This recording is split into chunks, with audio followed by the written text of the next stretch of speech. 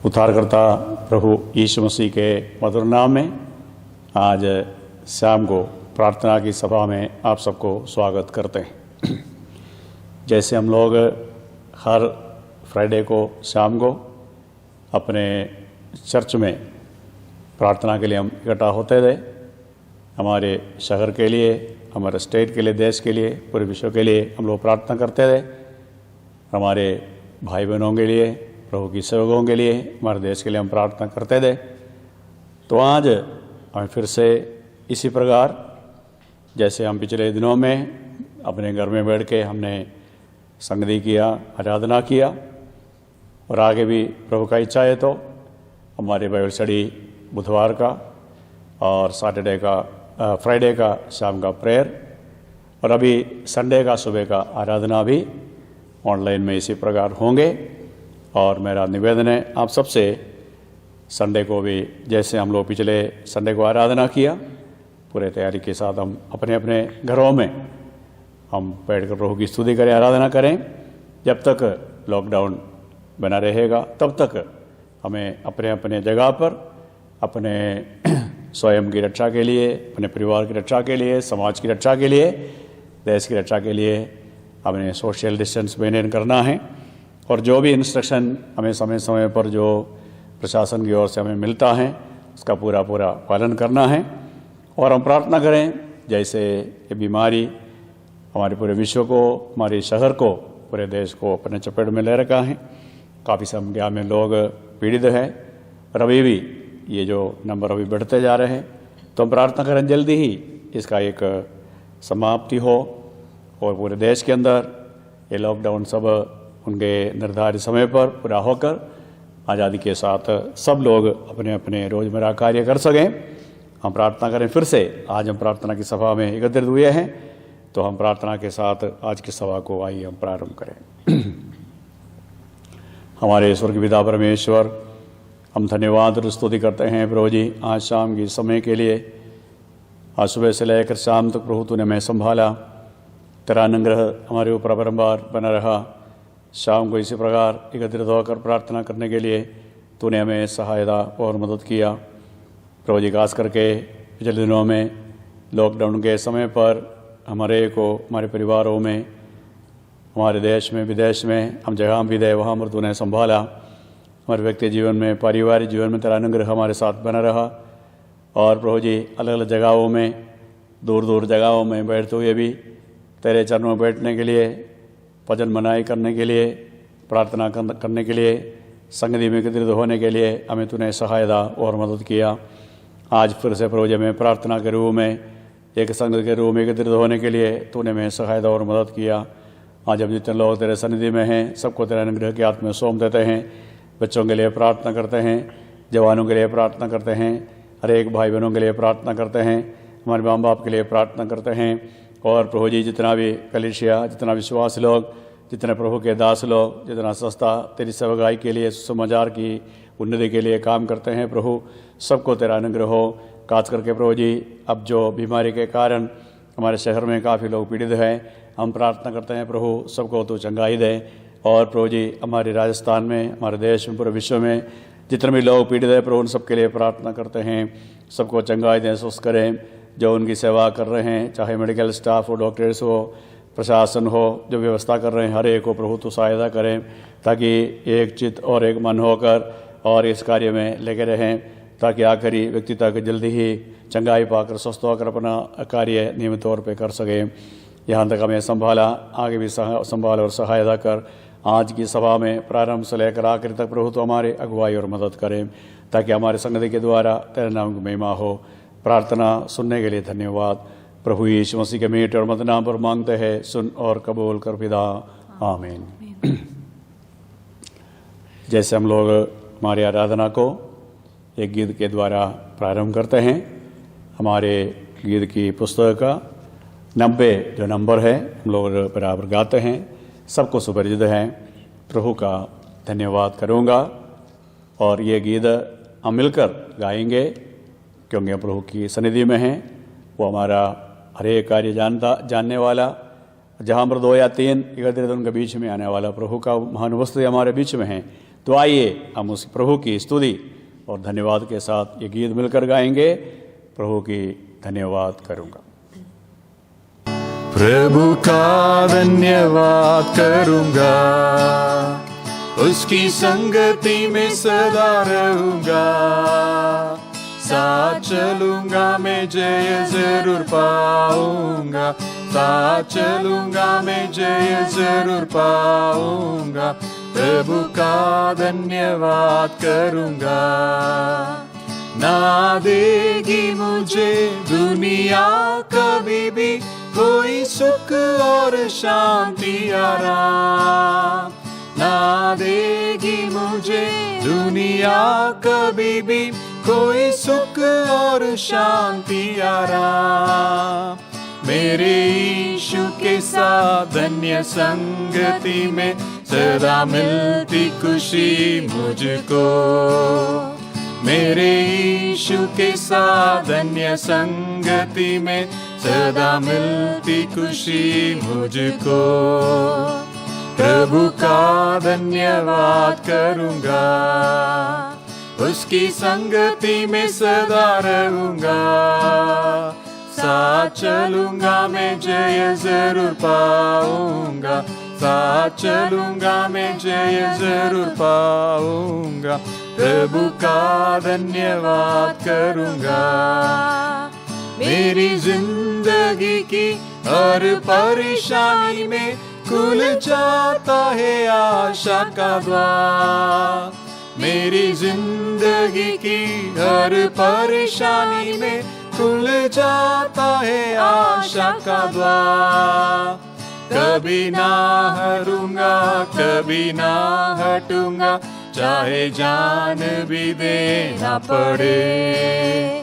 कभी ना डरूंगा, कभी ना हटूंगा, चाहे जान भी देना पड़े। प्रभु का धन्यवाद करूंगा, उसकी संगति में सदा रहूंगा। साथ चलूंगा मैं जय जरूर पाऊंगा, साथ चलूंगा मैं जय जरूर पाऊंगा। प्रभु का धन्यवाद करूंगा। कितना अच्छा है वो, कितना धन्य है वो, यीशु ही मेरे जीवन का साथी। कितना अच्छा है वो, कितना धन्य है वो, यीशु ही मेरे जीवन का साथी। मेरी जरूरतों को पूरी करता है वो, कोई घटी नहीं है मुझको। मेरी जरूरतों को पूरी करता है वो, कोई घटी नहीं है मुझको। प्रभु का धन्यवाद करूंगा, उसकी संगति में सदा रहूंगा। साथ चलूंगा मैं जय जरूर पाऊंगा, साथ चलूंगा मैं जय जरूर पाऊंगा। प्रभु का धन्यवाद करूंगा।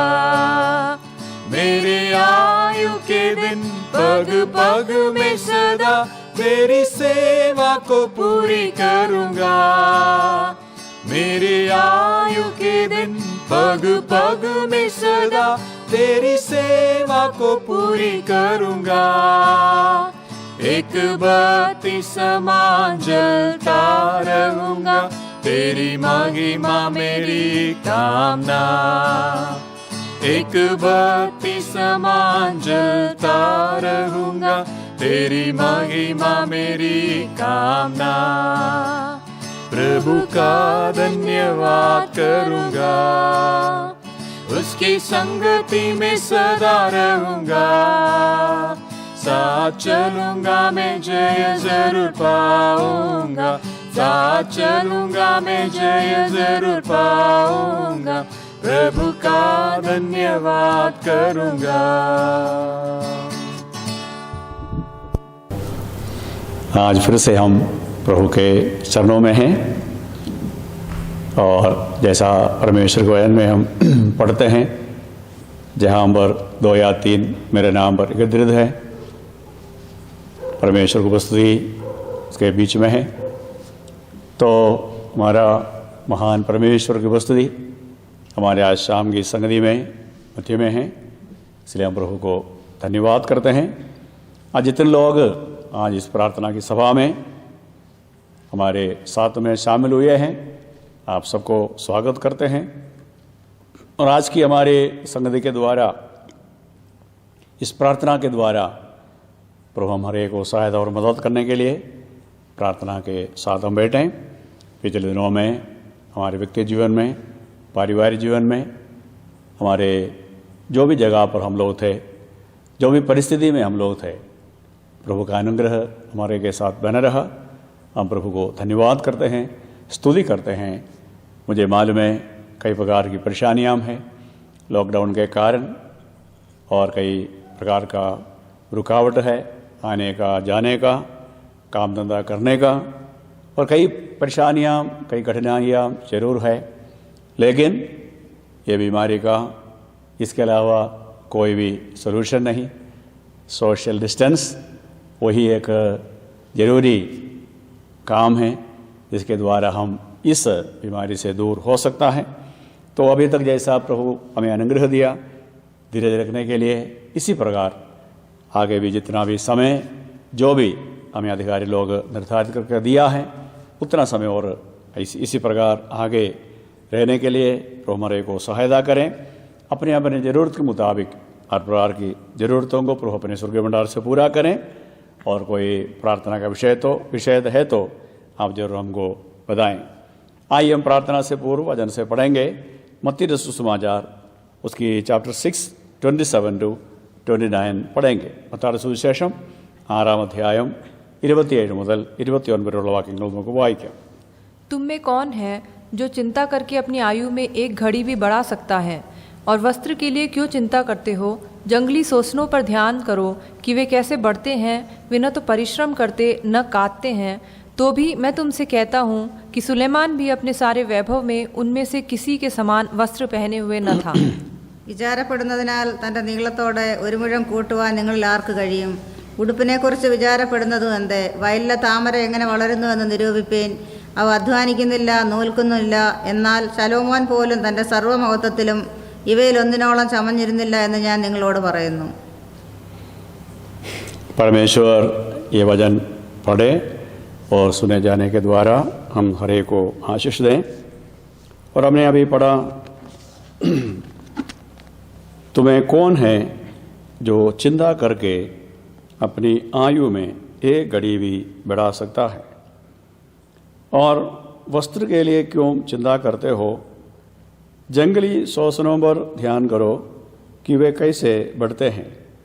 वे ना तो परिश्रम करते ना तो काटते हैं। तो भी मैं तुमसे कहता हूँ कि सुलेमान भी अपने सारे वैभव में उनमें से किसी के समान वस्त्र पहने हुए न था। यहाँ पर प्रभु यीशु मसीह अपने शिष्यों को एक प्रायोगिक जीवन की परिस्थिति के विषय में बात कर रहे हैं। वो हम 27 आयत में पढ़ते हैं। चिंता करना, वरी, और ये बहुत बड़ी एक चिंता का विषय है। प्रभु यीशु मसीह जब इस संसार में था, वो आम लोगों के बीच में रहा। अपने आप को लोगों से दूरी बना के कभी नहीं चला, लोगों के साथ जुड़ते रहा। इसके परिणाम ये हुआ, यीशु मसीह को इस बात के बारे में एक साधारण इंसान का जीवन की हर पहलू पर सोचने का, समझने का, विचार करने का एक संपूर्ण मनुष्य का अनुभव प्राप्त हुआ। इसलिए प्रभु यीशु मसीह को जब एहसास हुआ ये बड़ी प्रायोगिक जीवन में महत्वपूर्ण एक विषय है।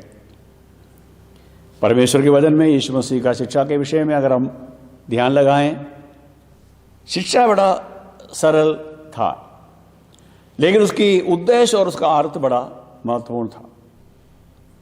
कोई भी बात अब नया नियम से यीशु मसीह का शिक्षा के विषय में हम लें, हर बात आम लोगों के बीच में, आम लोगों की समझ में, आम लोगों की जीवन के संबंध में, उनकी समस्या, उनका समाधान, और ये नया नियम में यीशु मसीह की शिक्षा में प्राप्त है। इसलिए हमारे जीवन के अंदर हर परेशानी का समाधान संसार में अगर कोई जगह में है तो परमेश्वर के वचन में है। परमेश्वर की वचन के अंदर हर जीवन की समस्या का समाधान दिया हुआ है। इसलिए मेरा निवेदन आपसे यही है कि कोई भी विषय के बारे में, बच्चों के बारे में, माँ बाप के बारे में, पति पत्नी, परिवार, सामाजिक जीवन, अधिकारियों के साथ, न्याय और व्यवस्था, हर एक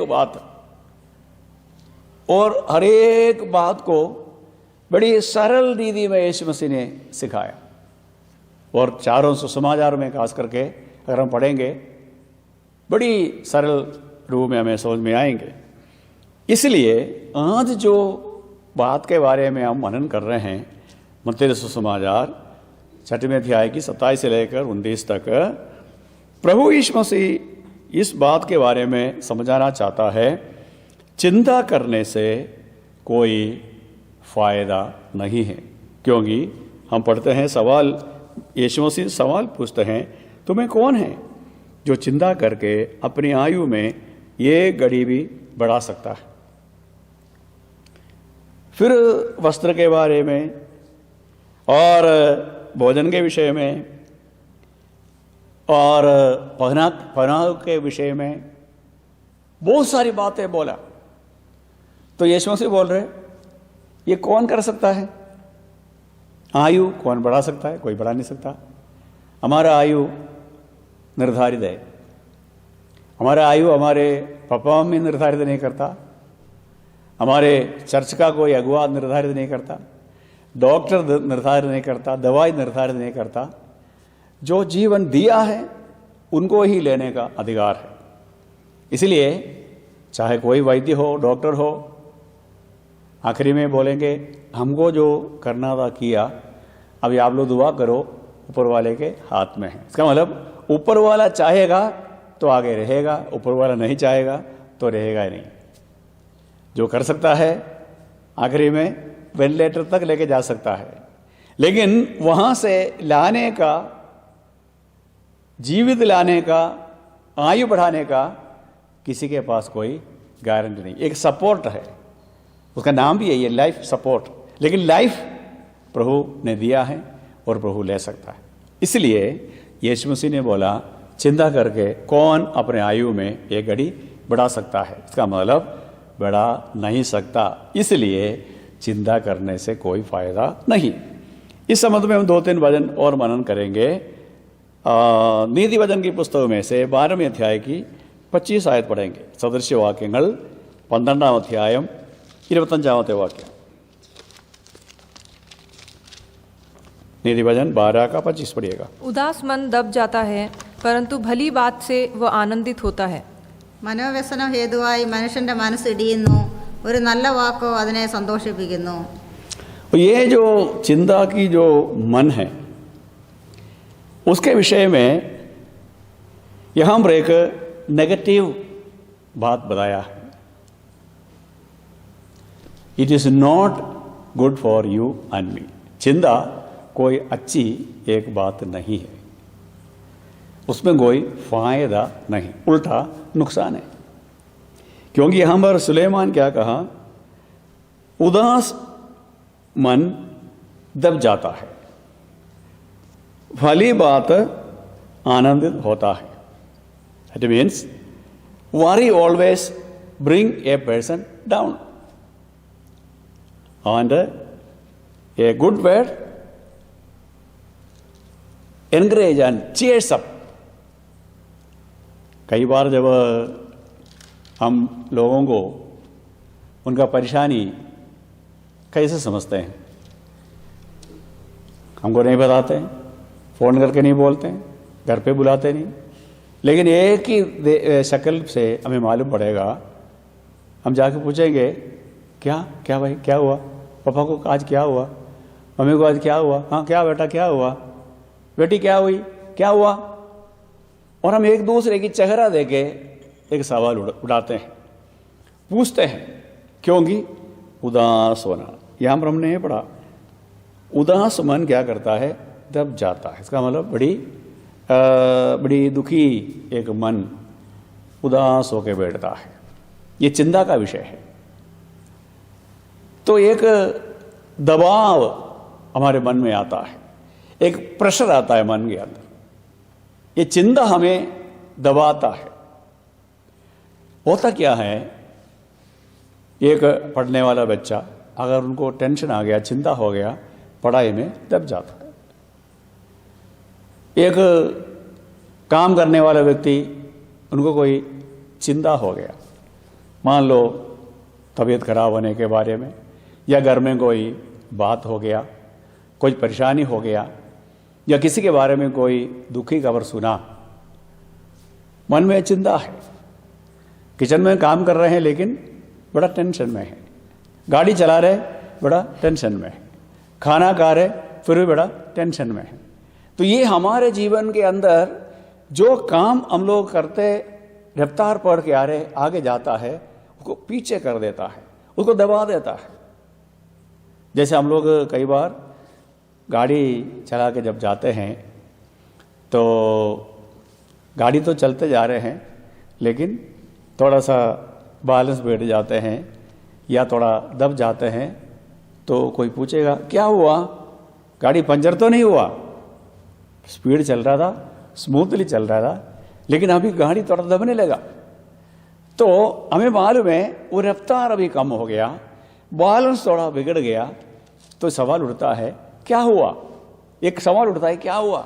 ये चिंता का एक अगला पड़ाव है, कुछ तो है, वो क्या है कई बार हम बोलते नहीं, लेकिन बाहर से इस बात को हम एहसास कर सकता है, ये चिंता हमें दबा के रखा है। जैसे एक विश्वासी के बारे में, वो चिंता में है, वो प्रार्थना ढंग से नहीं करता, संगति में ढंग से नहीं बैठता, आराधना ढंग से नहीं करता, और गीत ढंग से नहीं गाता, और एक प्रचारक है तो ढंग से प्रचार नहीं करता। कोई भी व्यक्ति, चाहे बच्चे हो बड़े हो, कोई भी हो, उनका जीवन के अंदर चिंता उनको दबा देता है। सुलेमान ने उसके लिए उपाय भी बोला वहां पर, लेकिन भली बात उनको आनंद देता है। इसलिए इस बात का हमें ध्यान रखना है, किसी को चिंता देने वाली बात हमें कभी नहीं करना है। अगर कोई बात है तो भी हम उसको बोलने का ऐसा ढंग होना चाहिए, उसको दबाना नहीं बल्कि उठाना है। जैसे कोई बीमार है, ऐसा नहीं बोलना अरे इतना परेशान है क्या, वो आदमी या वो भाई या बहन बड़ा चिंता में था या थी, लेकिन हमारे बात सुनकर ये सोचेंगे अरे ये अगला भी आके बोल रहे हैं बड़ी परेशान है, तो का मतलब मेरा परेशानी बहुत बड़ी है। लेकिन उस वक्त हम उनको कह रहे हैं अरे बुखार है, कोई बात नहीं, टाइफाइड भी होता है, ठीक हो जाते हैं, मलेरिया भी ठीक हो जाता है, स्वाइन फ्लू भी ठीक होता है, ये तो एक वायरल फीवर है, कोई बात नहीं, पानी वानी पी लेना और दवाई भी ले लेना, खाना वाना खा लेना। हम उसको उठाया तो उसको समझ में आ गया ये तो कोई बात नहीं। तो दोनों बात है। तो हमारा बात जो है दूसरों को उठाने वाली बात होना चाहिए, उनको प्रचोदन देने वाला, उनको मोटिवेट करने वाली, एनकरेज करने वाली बात होना चाहिए। किसी को दबाने की बात हमें नहीं करना चाहिए, क्योंकि चिंता क्या करता है, उससे कुछ फायदा नहीं। दूसरी बात वो क्या करता है, दबाता है। हम पढ़ेंगे इसी अध्याय के अंदर मत्ती रसूल सुसमाचार में ही उसका 30 आयत एक बार हम पढ़ेंगे। प्रभु यीशु मसीह ने क्या बोला, मत्ती समाचार 6 का 30 पढ़िएगा। इसलिए जब परमेश्वर मैदान की घास को जो आज है और कल भाड़ में झोंकी जाएगी ऐसा वस्त्र पहनाता है, तो हे अल्पविश्वासियों, तुमको वो इनसे बढ़कर क्यों न पहनाएगा। ഇന്നുള്ളതും നാളെ അടുപ്പിലിടുന്നതുമായ വയലിലെ പുല്ലിനെ ദൈവം ഇങ്ങനെ ചമയിക്കുന്നുവെങ്കിൽ അല്പവിശ്വാസികളെ നിങ്ങളെ എത്രയധികം। तो यहाँ पर ये जो चिंता का जो दूसरा जो पड़ाव है उसके बारे में प्रभु यीशु मसीह यहाँ पर कहता है, चिंता के जगह हमें उस जगह को बदल के वहाँ पर प्रार्थना का एक भाव में आना चाहिए। यीशु मसीह ने क्या कहा 30 आयत में हम पढ़ते हैं, इसलिए जब परमेश्वर मैदान की घास को जो आज है और कल फाड़ में झोंकी जाएगी ऐसा वस्त्र बनाता है, तो हे अल्पविश्वासियों, तुमको इनसे बढ़कर क्यों ना बनाएगा।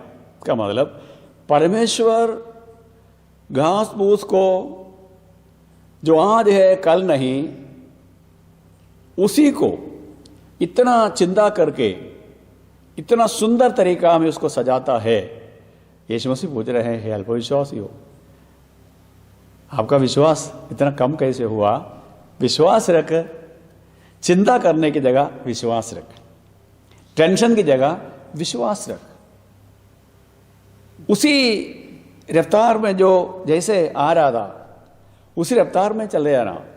प्रार्थना में था, प्रार्थना में रहो। गीत गा रहे थे, गीत में गाओ, गीत गाते जाओ। संगति में रहो। ब्रेक डाउन नहीं होना है, पंचर नहीं होना है, दबना नहीं। हमारे जो रफ्तार जो था, जो 2 साल पहले थे, 1 साल पहले थे, पिछले सप्ताह में थे, उसी रफ्तार में चलते जाना चाहिए। ये शैतान का काम है कि हमारे आत्मिक जीवन को पीछे की ओर खींचना, उसके लिए टेंशन लेके आता है।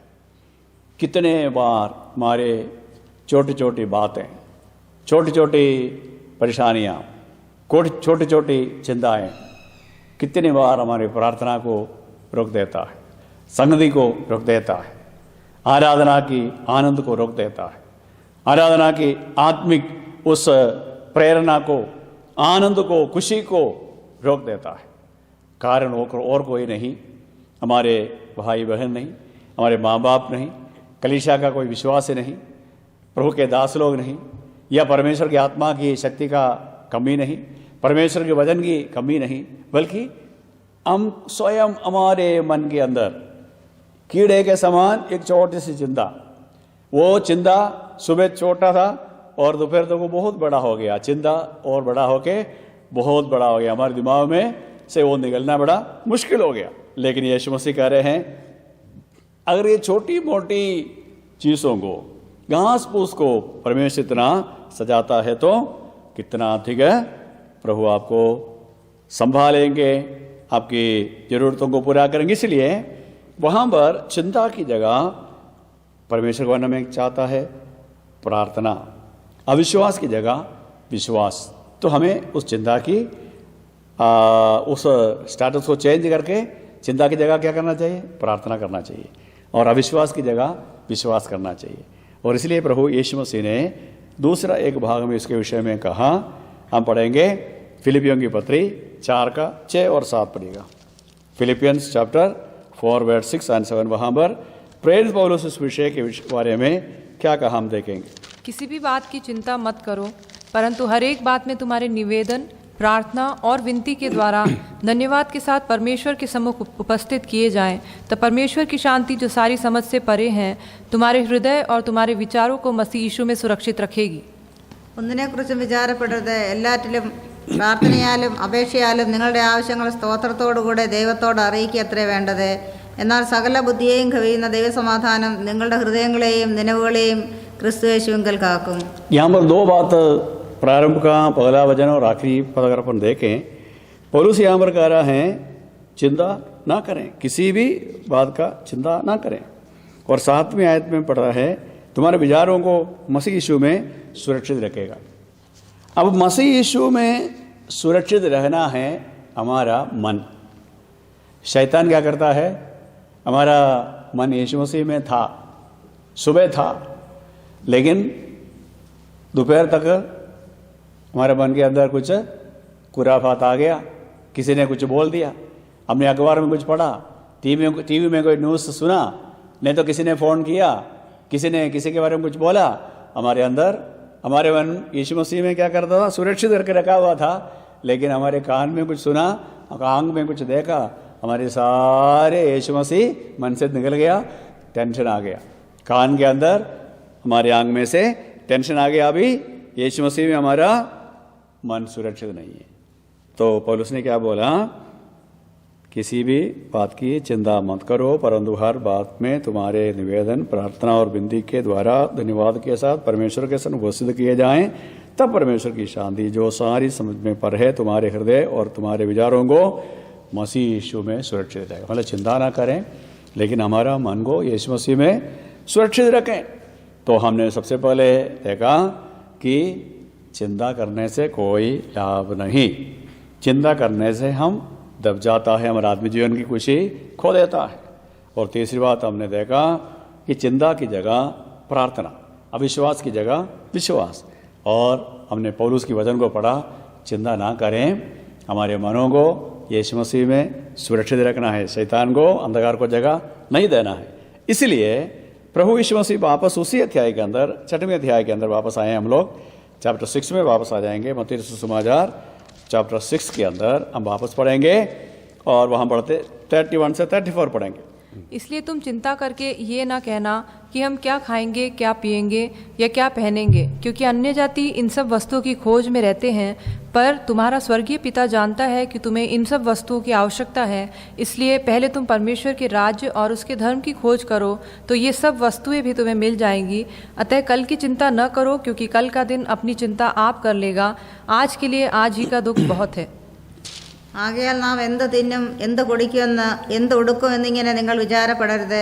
ഈ വകയൊക്കെയും ജാതികൾ അന്വേഷിക്കുന്നു. സ്വർഗസ്ഥനായ നിങ്ങളുടെ പിതാവ് ഇതൊക്കെ നിങ്ങൾക്ക് ആവശ്യമെന്ന് അറിയുന്നുവല്ലോ.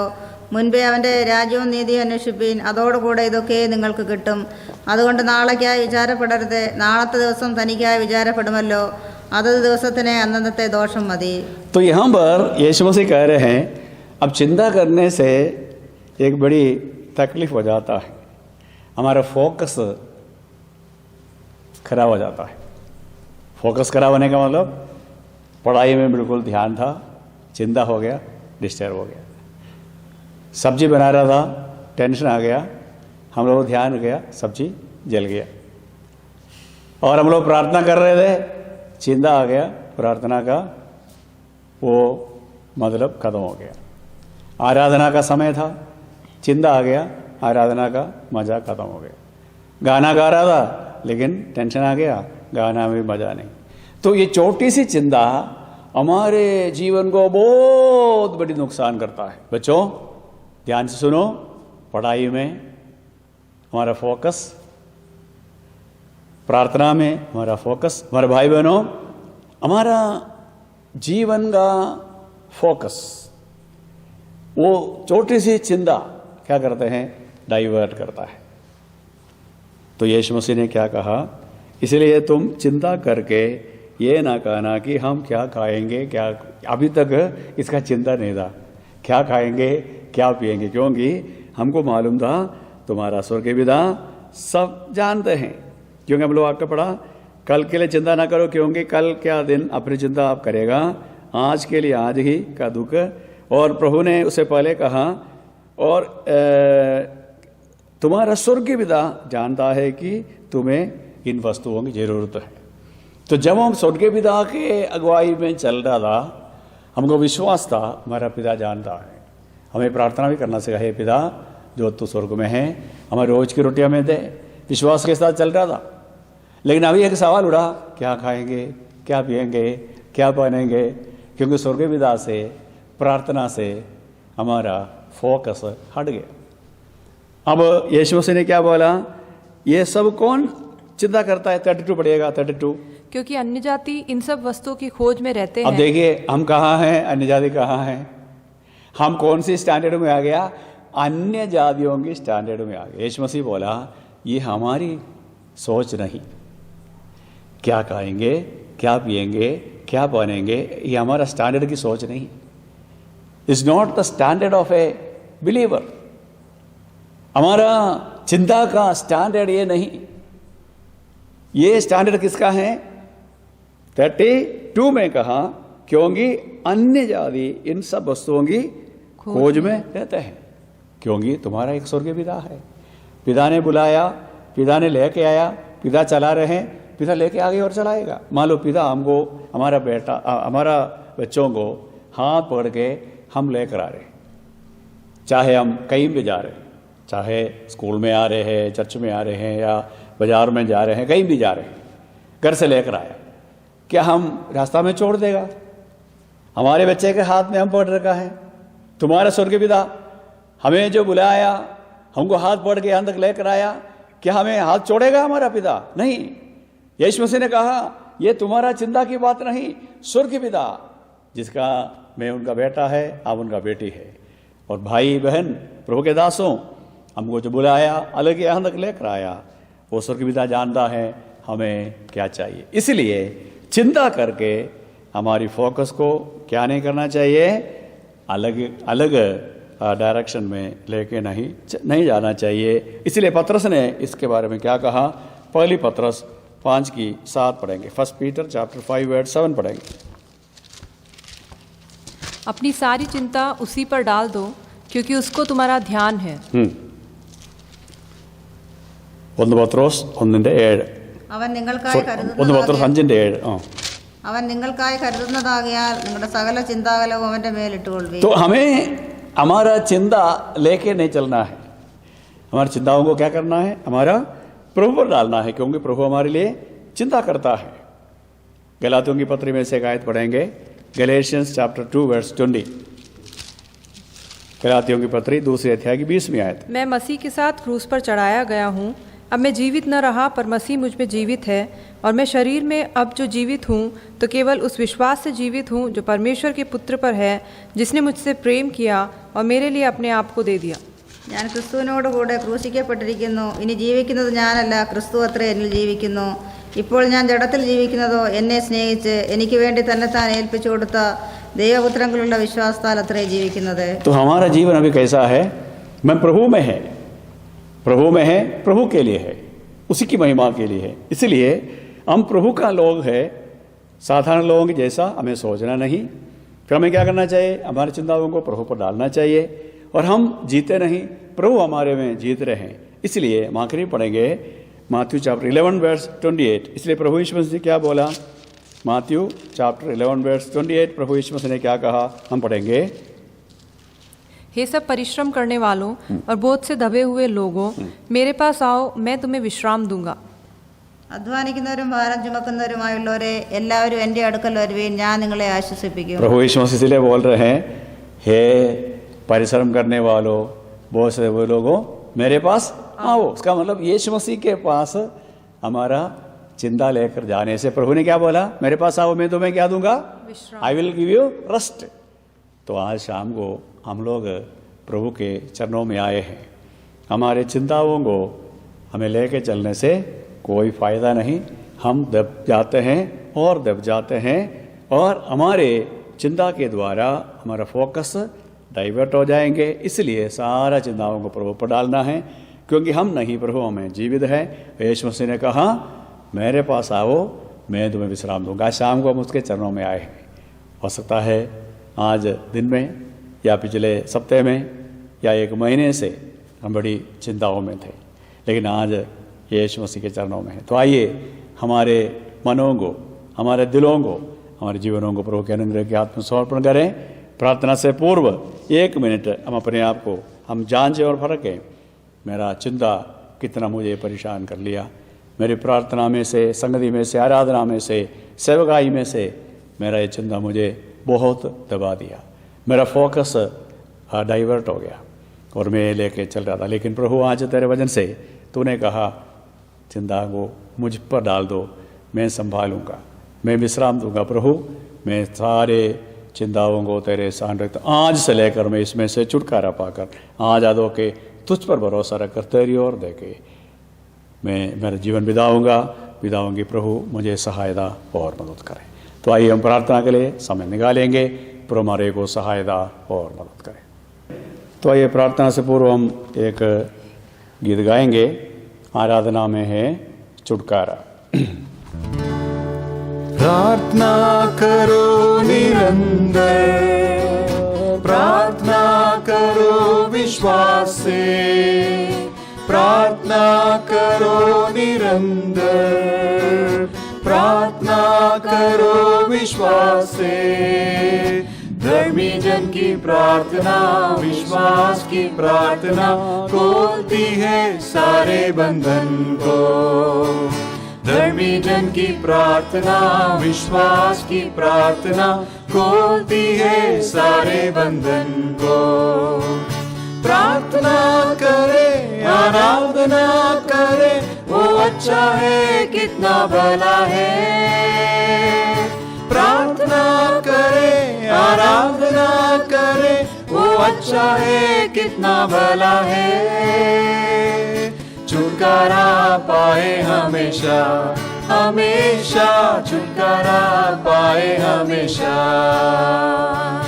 आराधना में है छुटकारा, आराधना में है चंगाई, आराधना में है छुटकारा, आराधना में है चंगाई।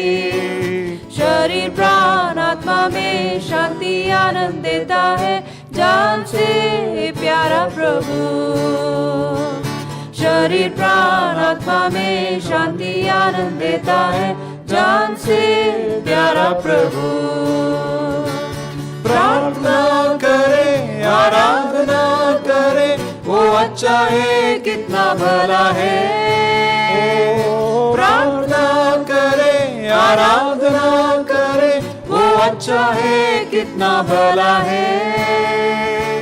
छुटकारा पाए हमेशा, हमेशा छुटकारा पाए हमेशा। आइए हम प्रार्थना करें। हमारे हर एक ज़रूरतों को हम प्रभु के सामने रखेंगे। तो मैं आज प्रार्थना का विषय अनाउंस करेंगे के बाद आप भी इन विषयों के लिए अपने अपने जगह पर प्रार्थना कर सकते हैं। हमारे बच्चों के लिए प्रार्थना करें, खास करके बच्चे जो स्कूल की पढ़ाई जिनका समाप्त हो गया, बोर्ड की परीक्षा जिनका रह गया, कॉलेज की परीक्षा भी रह गया, पढ़ाई भी रह गया, उन समस्त बच्चों के लिए प्रार्थना करें। परमेश्वर बच्चों का पढ़ाई में जो भी रुकावटें दूर करें। और जो बच्चे अलग अलग जगहों में हैं, हमारे देश में हैं, विदेश में हैं, कई हमारे बच्चे पढ़ाई कर रहे हैं, काम कर रहे हैं, उन बच्चों के लिए प्रार्थना करें। और जो विश्वासी लोग हैं, हमारे कलीसिया का एक भाई बहनों को परिवार के साथ उनको याद करते हुए प्रार्थना करें। प्रभु की सेवाओं के लिए प्रार्थना करें, सेवकाई के लिए प्रार्थना करें, जो जयपुर में, राजस्थान में, हमारे देश में, पूरे विश्व में सेवकाई में हैं। समस्त मिनिस्ट्रियों को याद करें, जो अलग अलग संस्था के द्वारा, चाहे डिस्ट्रीब्यूशन के द्वारा हो, करस्पॉन्डेंस के द्वारा हो, रेडियो के प्रोग्राम के द्वारा, टीवी प्रोग्राम के द्वारा, और खास करके इन दिनों में प्रार्थना और आराधना का जो सेवकाएँ रुका हुआ है, फिर भी अपने अपनी जगह पर जो भी प्रभु की आराधना, स्तुति और धन्यवाद कर सकता है, वहाँ प्रभु सबको अपने अपने अनुग्रहों में संभालने के लिए प्रार्थना करें। प्रार्थना करें हमारे प्रशासन के लिए, हमारे डिस्ट्रिक्ट का, स्टेट का, कंट्री का, पूरे विश्व में जितने भी हथियार लोग, खास करके अब जो कोरोना वायरस के कारण जो पीड़ित है हमारे शहर में, स्टेट में, हमारे देश में, पूरे विश्व में और बहुत सारे जगहों में हमारे भाई बहन, हमारे बच्चे हैं, अलग अलग जगहों में, हमारे देश में, विदेशों में है। हर जगह पे प्रभु सबको सुरक्षित रखने के लिए और बीमारी जल्दी ही पूरे विश्व में से दूर होने के लिए, जो लोग बीमार है, प्रभु उनको सबको चंगाई देने के लिए जितना मेडिकल स्टाफ है, डॉक्टर्स है, प्रशासन है, काम कर रहे, सबको प्रभु अनुग्रह देने के लिए भी हम प्रार्थना करें। मौसम में जो बदलाव हुआ है, इस मौसम में भी प्रभु हर प्रकार की बीमारी से, परेशानी से हर एक को संभालने के लिए प्रार्थना करें। हमारे देश के अधिकारियों के लिए प्रार्थना करें। तो समस्त विषयों को याद करते हुए आइए हम प्रार्थना करेंगे और प्रभु हमारे को सहायता और मदद। आइए मिलकर प्रार्थना करें। स्वर्ग पिता परमेश्वर, हम धन्यवाद और स्तुति करते हैं प्रभु जी शाम के समय के लिए। आज दिन भर तूने हमें संभाला, तेरा अनुग्रह शाम तक हमारे साथ बना रहा।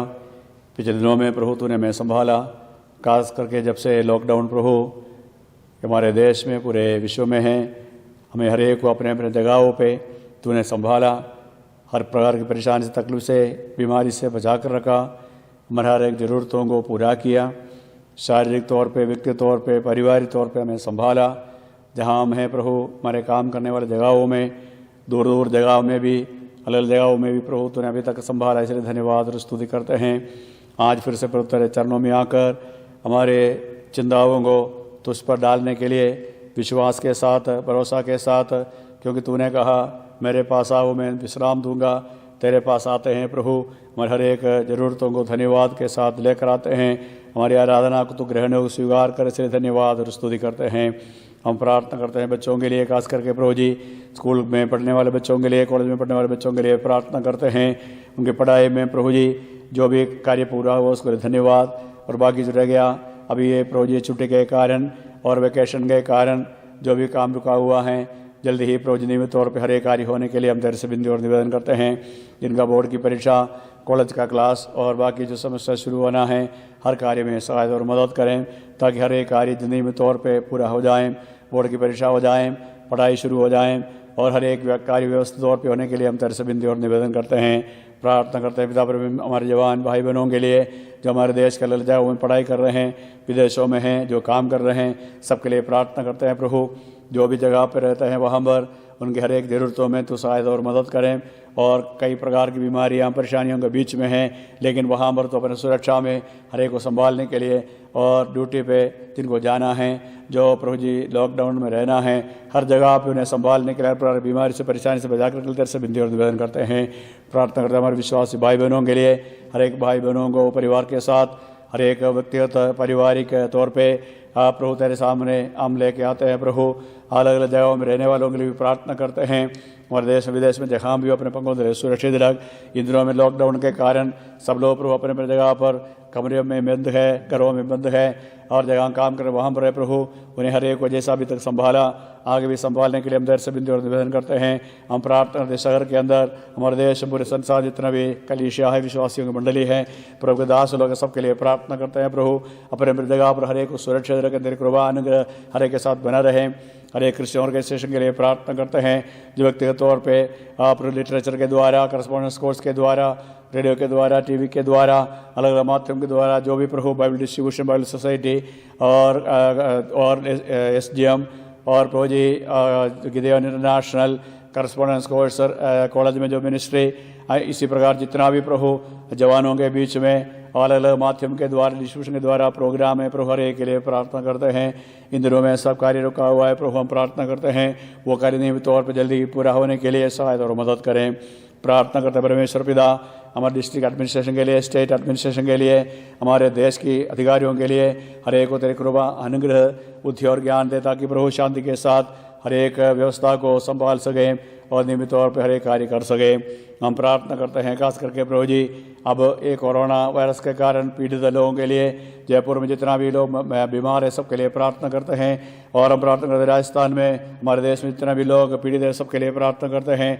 उनको देखभाल करने वाला मेडिकल टीम, डॉक्टर्स, अधिकारियों के लिए, प्रशासन के लिए प्रार्थना करते हैं। हर एक को प्रभु तेरी कृपा अनुग्रह दे, जो मरीज है वो ठीक हो जाएं, जो हेल्प कर रहे हैं उनको सहायता करें और तेरी कृपा हर एक को दें, अधिकारियों को तेरी कृपा अनुग्रह दें। और खास करके प्रभु जिन मजदूरों के लिए भी प्रार्थना करते हैं जो डेली वेजेस के द्वारा अपना जीवन व्यापन कर रहे थे। कई लोग प्रभु जी रास्ता में हैं, कई लोग अपने परिजनों से बहुत दूर है, अलग अलग जगहों में प्रभु हम प्रार्थना करते हैं प्रभु हर एक को भोजन के लिए व्यवस्था करें, उनको रहने के लिए और प्रभु जी पीने के लिए पानी, उनको दवाई, जो भी प्रभु जरूरत है प्रभु हर एक को अपने अपने जगह पर सुरक्षा प्रदान करने के लिए, सुरक्षित रखने के लिए, उनको हर एक की जरूरतों को पूरा करने के लिए जो भी प्रभु स्वयं सेवी संस्था जो प्रशासन काम कर रहे हैं उनके लिए भी प्रार्थना करते हैं। और ऐसा भी कोई हो प्रभु जिनको अभी तक मदद नहीं मिला, उनको मदद मिलने के लिए हम तेरे से विनती करते हैं। हम प्रार्थना करते परमेश्वर पिता जल्द ही इस बीमारी से पूरे विश्व को छुटकारा दें। पर्याप्त मात्रा में हर एक सुविधा